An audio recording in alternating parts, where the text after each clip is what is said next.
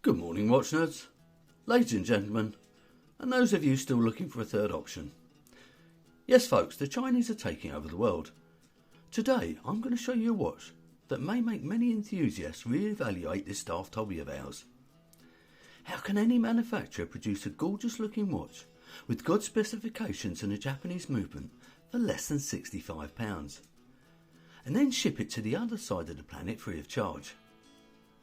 I've already shown you what I consider to be the best value for money originally designed dive watch, as well as the best value for money homage dive watch. So now you're going to see what is possibly the best value for money sports dress watch. And welcome to my review of the Addiesdive AD2118.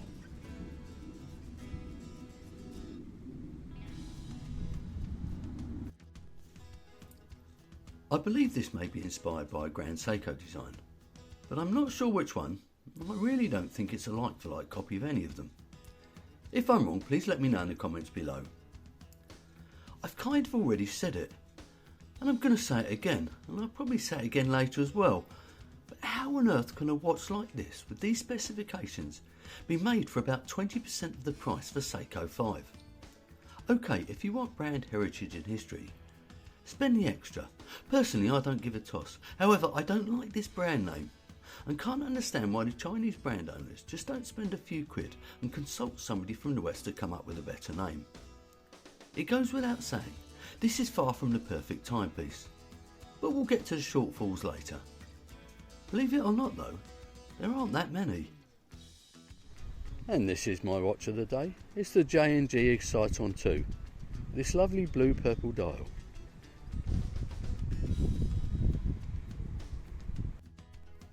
And here's the box.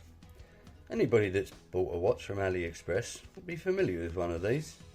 They're not premium, but they do the job and they protect your purchase. It's foam lined, and inside you get some instructions that nobody ever reads, and a pointless warranty card. Oh, and they also throw in one of these tools that helps you adjust the bracelet. So let's get the dimensions out of the way, and these are my measurements. The case is 39mm, the lug width 20mm, the lug to lug 47.5mm, and the depth 13.8mm, and that includes the box sapphire crystal with AR coating. And the weight after it's been adjusted to my 17cm wrist is about 133 grams. In my opinion, the watch wears the size, and the depth certainly appears to be less than it is. That said, I can't help thinking that this type of watch should be a millimetre or two smaller. In the heart of the watch is the Seiko NH35. It's a movement I'm sure everybody's familiar with, and it will rarely let you down. Now it ticks away at 21,600 beats per hour, it hacks and it hand winds, and it's got a power reserve of about 42 hours. If regulated correctly, these can be reasonably accurate. I recently used a watch with this movement inside it when I was on holiday, and it didn't need adjusting for the week I was away. The great thing is that if it does ever go wrong, it's going to be cheaper to replace it than repair it. In fact, if you can do it yourself, it only costs you about £35. I can tell you here and now, this is running at about plus 3 seconds a day. But let's see what the time grapher thinks of it. Look at that for a great set of figures. Plus 4 seconds a day, an excellent amplitude, and a very good beat error. You can't ask more than that. The sign crown is 5.5mm, and it screws down to aid its claimed 100 metres of water resistance. Although I may have preferred it to be a little bit larger, it's quite well oiled, it operates the watch without issue, and the engagement is surprisingly good. The case finishing is ridiculously good for a watch of this price and could easily be compared with a watch costing 10 times as much. The bezel and rounded sides are nicely polished, whilst the tops of the lugs are brushed to a pretty reasonable standard. It may be a good time to mention that Addiesdive make a very similar model with a 36mm case and a quartz movement. The case is a very nice shape and it fits really well to the back of the wrist.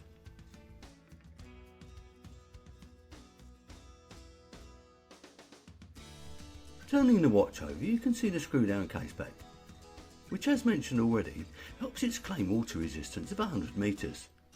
The etching and engraved scripts are all well executed, but I can't help feeling it looks like the back of a dive watch, rather than a sports or a dress watch. Now perhaps Addiesdive should consider a second brand name for this type of watch. In reality, the bracelet and clasp are probably worth almost as much as what I paid for the watch. It's a 5-link Jubilee bracelet with solid female end links and they fit perfectly to the case. Like most, if not all Jubilee bracelets, the centre links are polished whilst the outer links are brushed. It articulates beautifully and is extremely comfortable.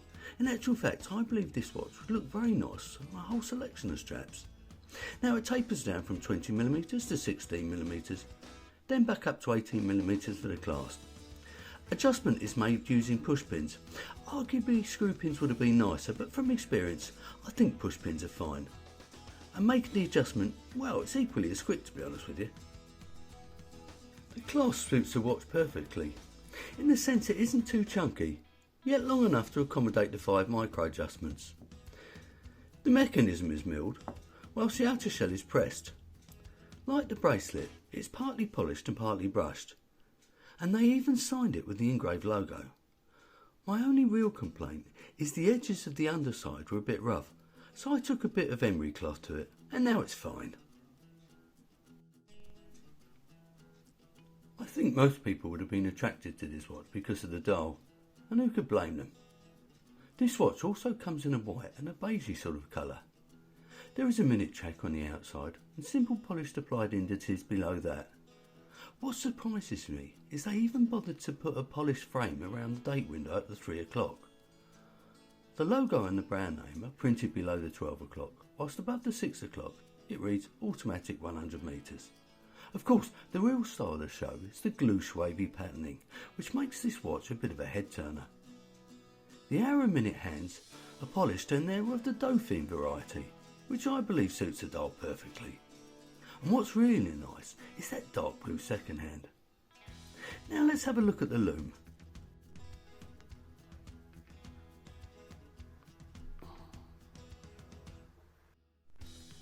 That's right, it doesn't have one.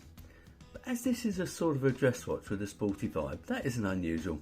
So if you're a lume freak, this may not be the watch for you.